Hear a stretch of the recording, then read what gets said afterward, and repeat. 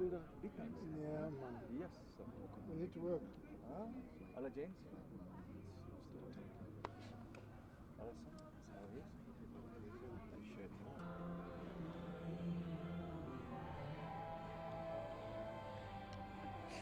Okay.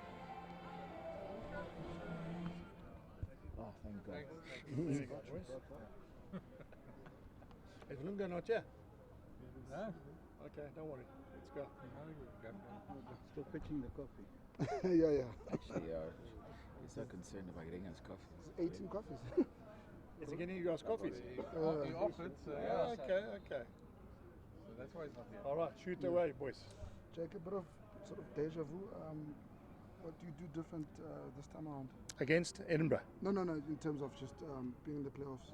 Oh yeah, I mean look, we're at home, which is quite nice. I mean, we worked hard to get home playoffs, and that always comes with a nice bonus because you get to sleep in your own bed, you get to use your own facilities, and Edinburgh, I mean, they beat us a couple of weeks ago, so it's not much I need to say because I think the players understand. We play Sharks next week or Munster. If we win, obviously, and I'm just saying those were two teams that beat us this year. Sharks and Edinburgh have beaten us. So there's not much that I need to say in terms of getting them ready. So it'll be a little bit of deja vu in the basis that we've been here, done it before. But, we now got, what I always say to you, the opportunity to play our best rugby in the last 3 weeks. Jack, is the team fueled by sort of, in the background, the pain of Yeah, of course it was. Of losing in the final. Yeah, but also of losing Cornel Hendricks, So let's not underestimate that. I said it many times that what happens sometimes you need a why and a reason.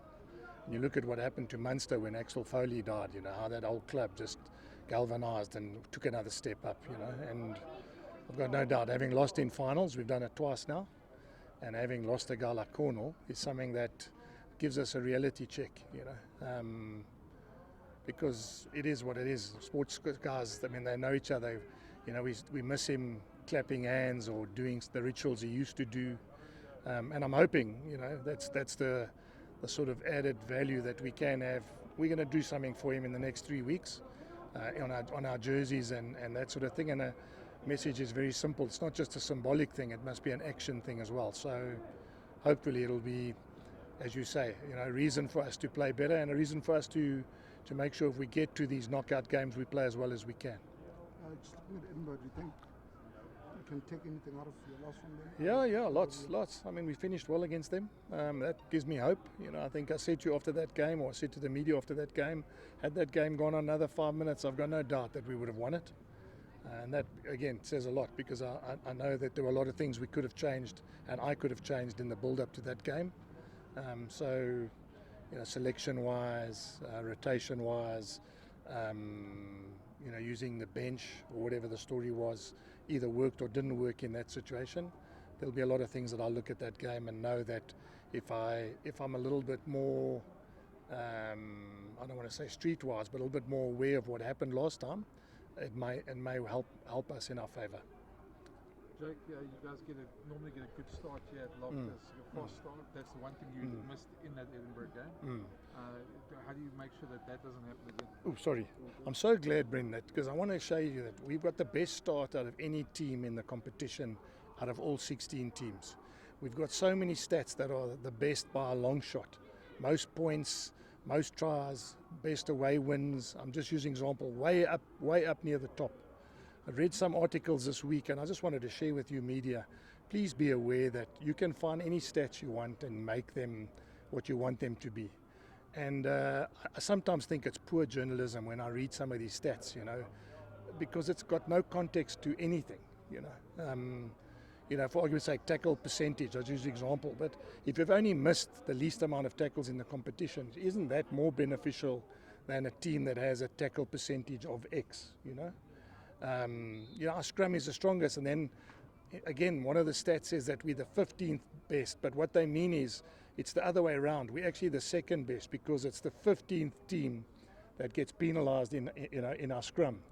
Now, if you use it the wrong way around, it comes back to bite you. And I'm talking about from a journalism point of view, And I just wanted to share with you guys that there's a lot of people there are a lot of sites out there trying to make massive amounts of hits or money or whatever, and they use different, what's a tackle and what's a missed tackle and what's yards carried in contact and what is, and for you it's different to me. So you read a website, and so to answer your question, we've always had good starts. We start the best out of any team in the competition.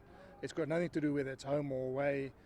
And we know we need to start well in these knockout games, but we also know that we lost to Glasgow in the final because we let them score on half-time with a penalty we gave away, and we didn't score in the last minute of the game with a driving line-out. So, there's a lot of other lessons that we could have learned. Is if we started so well, we're 13-0 up in the final and lost it.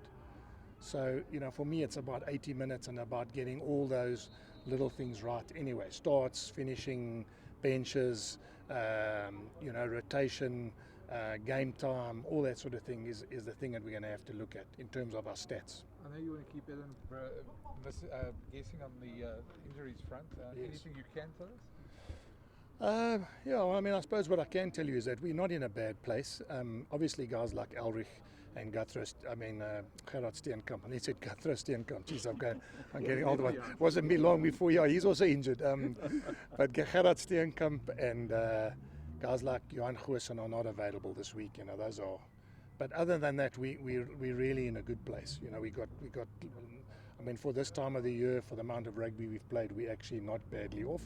And the positive, as I said, Goosen for me was.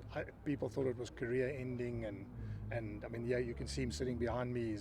He's now starting to run tomorrow again and all that sort of thing. So, we just got to hopefully keep ourselves alive till the end of the competition, and hopefully we'll have most of our guys, other than those long-term injuries, back. This weekend's announcement about the Club World Cup and some comments by Rian Wilson. Maybe you guys will take it seriously. Fantastic. No, fantastic. I said to you, Brennan, I would say that I'm really very happy, because what it's telling me is that if we put our names down for a World Cup club competition, well, then you would think we're going to take it very seriously. You wouldn't put your name down for World Cup rugby if you weren't going to go and play in it, and you weren't going to try and win it. So I would say to you guys that I think that, maybe ask SA Rugby, but I would think that if you're going to put your name down, that means all the best players will stay in South Africa. Because you won't want to be able to put your name down into a competition and then still allow a mass exodus of all the players to be playing against you. So I applaud that. I think that it may be me saying what I've been saying for years now is, we don't like having to take under-strength squads around the world.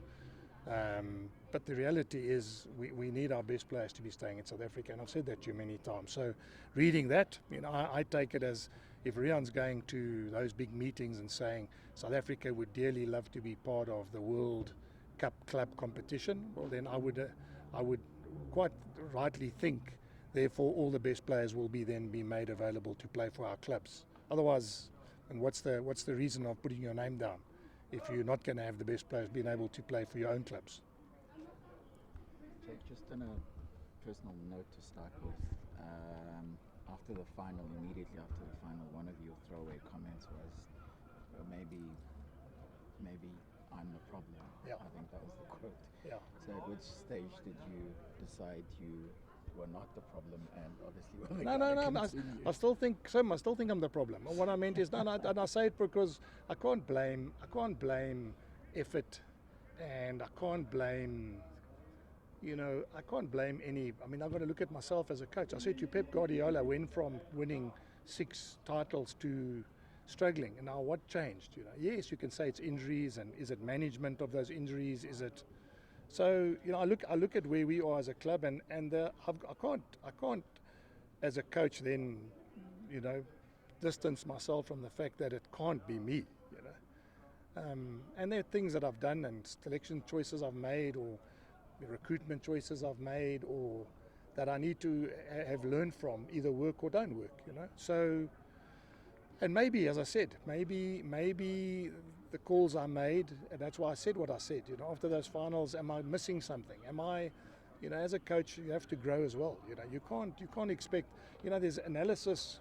Amazing thing, I can give you analysis on every player, on which side he tackles, which side he misses tackles, how fast he runs, how many kicks he's made.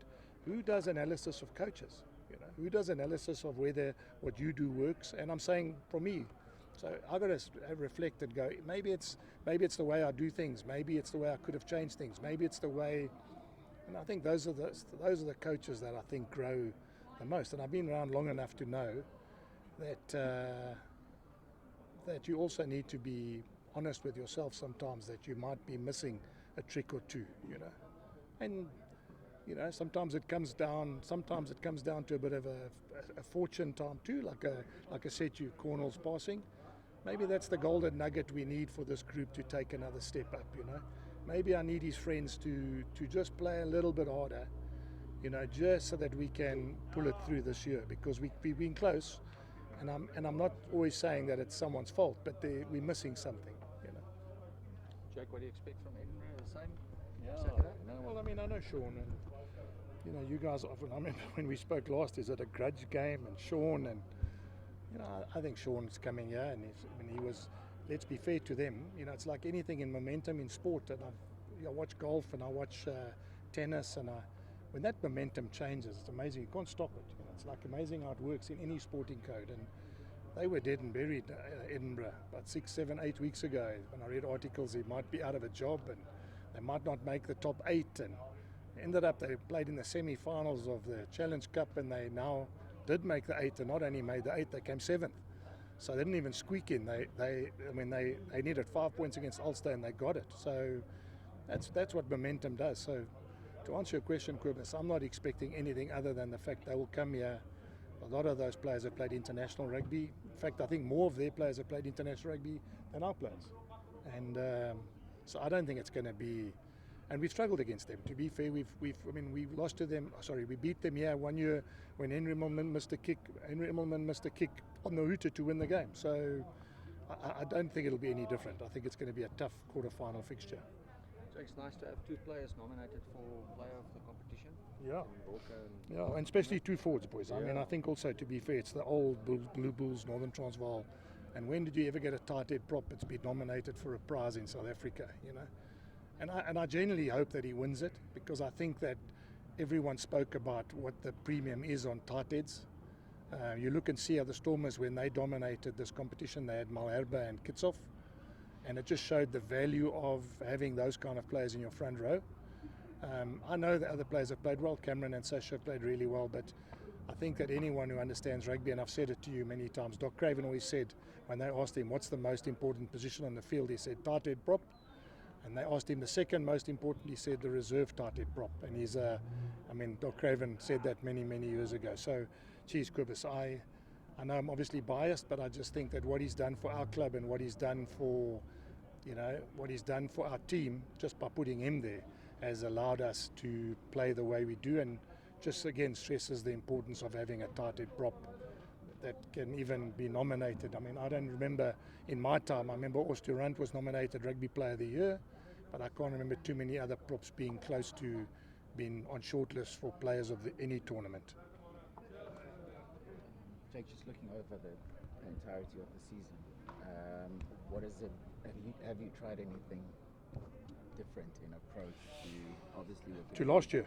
Yeah, obviously with the view to getting over the line. Yeah, I think the one thing which stands out significantly is I've rotated the squad much more than I have in the last couple of years. I mean, if you look at how many players we've used, you look how many, there's definitely been a change in mindset from week to week, as opposed to being, I think it was a little bit more conservative last year, a little bit more scared to put guys in.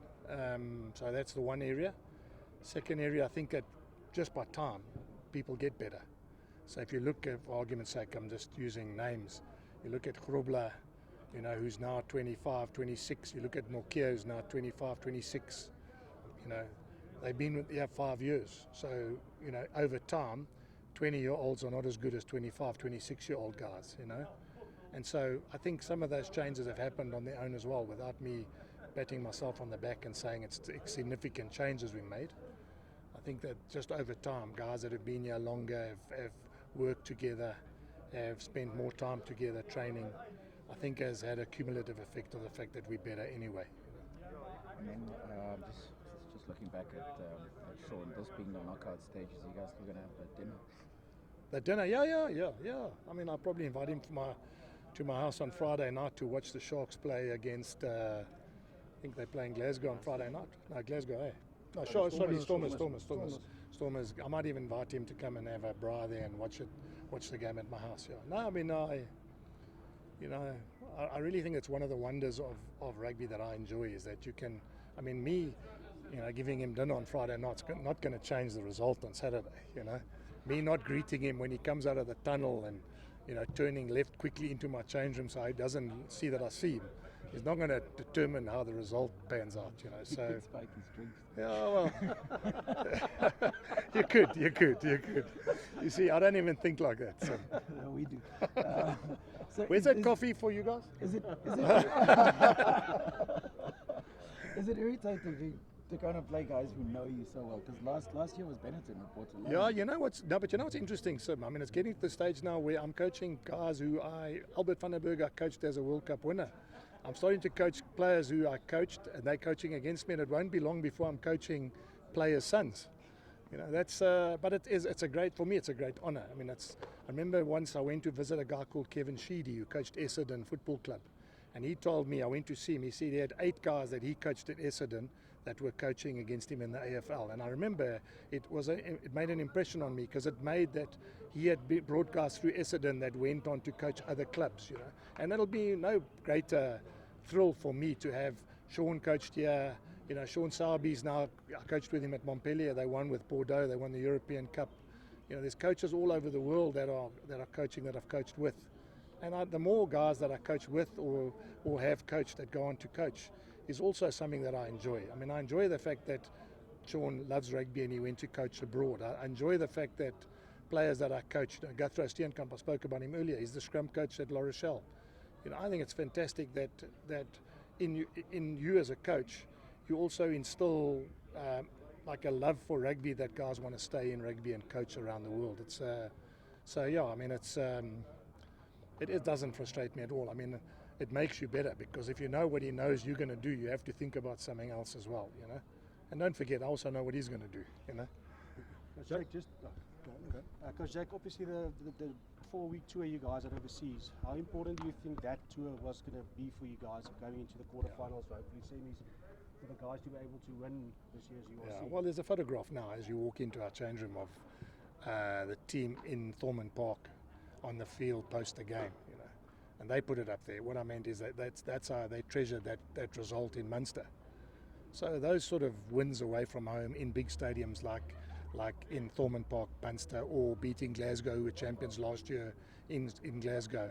I mean, it gives you a massive amount of confidence, And we know we might have to play away along the way now to win this tournament.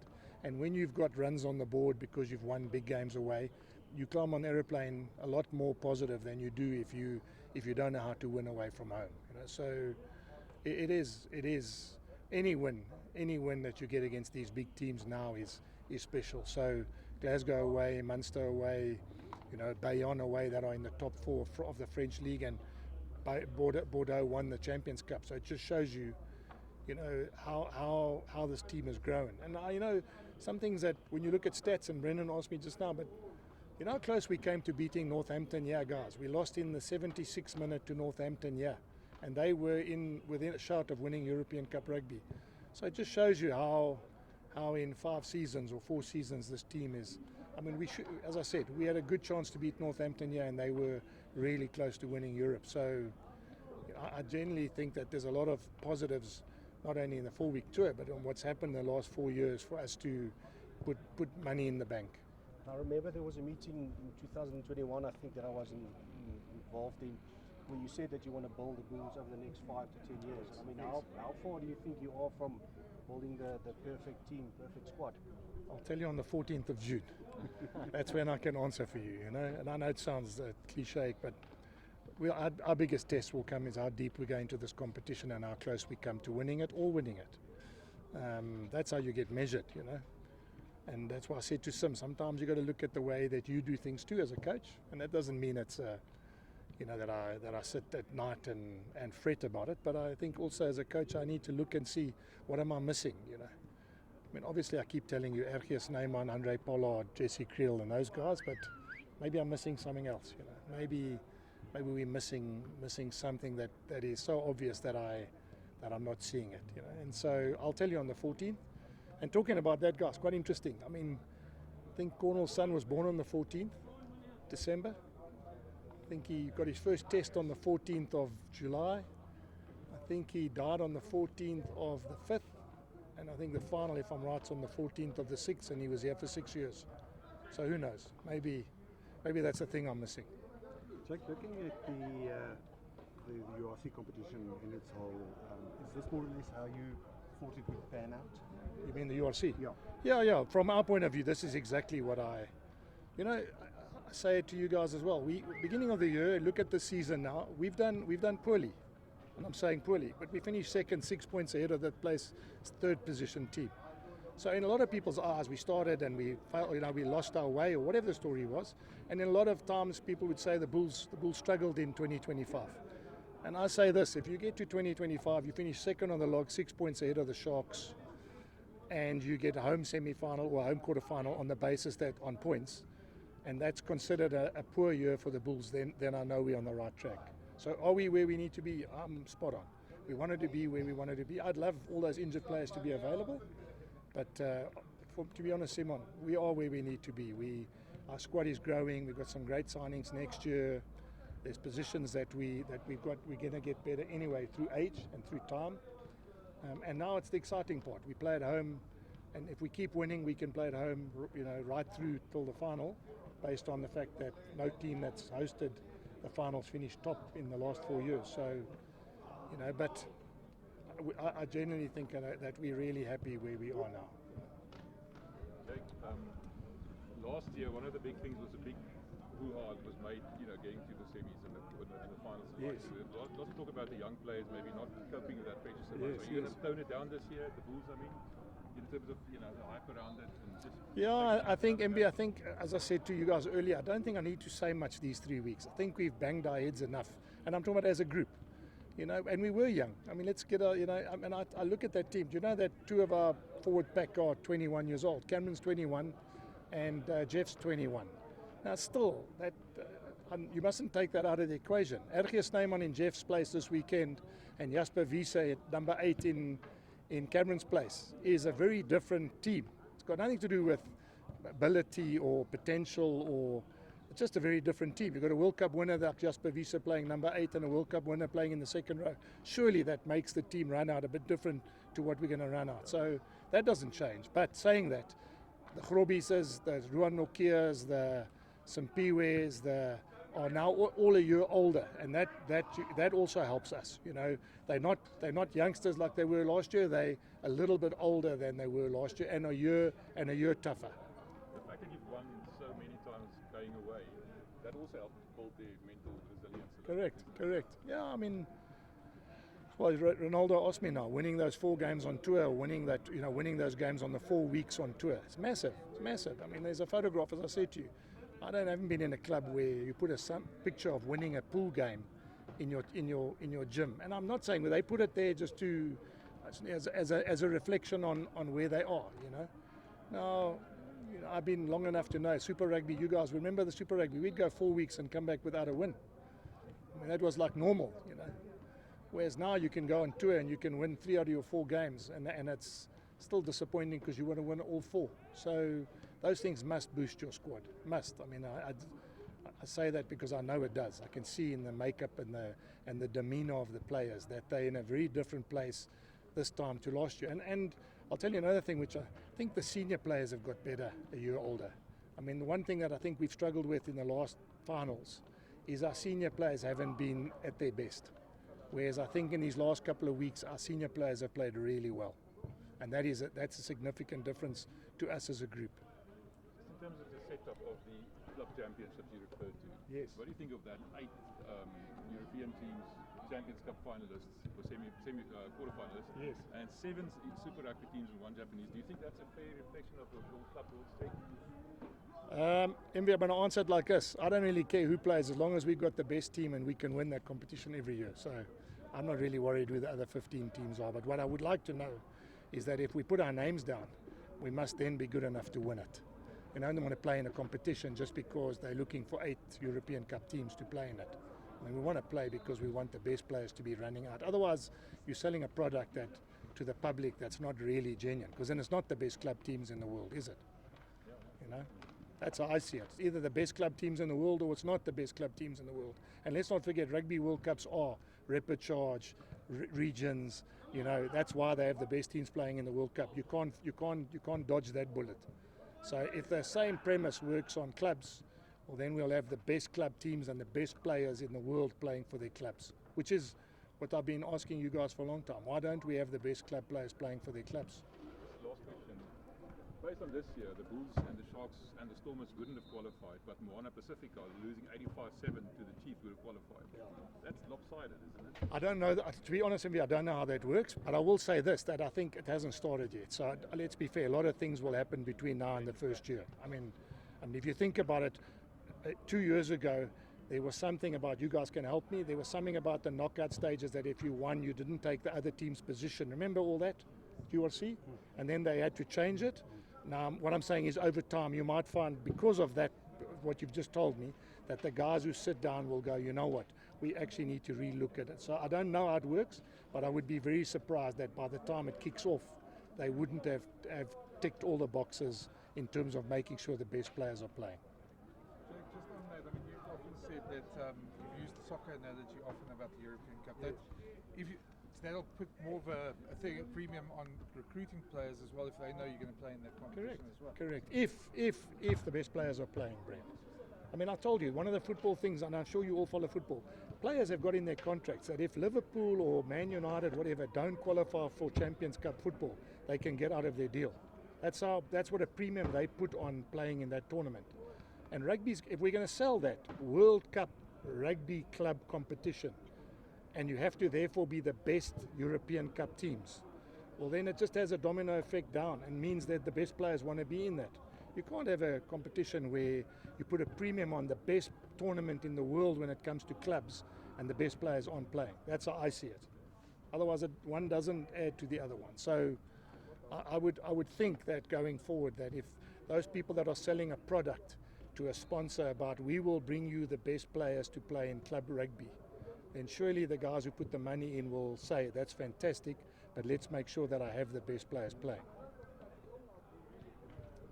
Okay, thank you.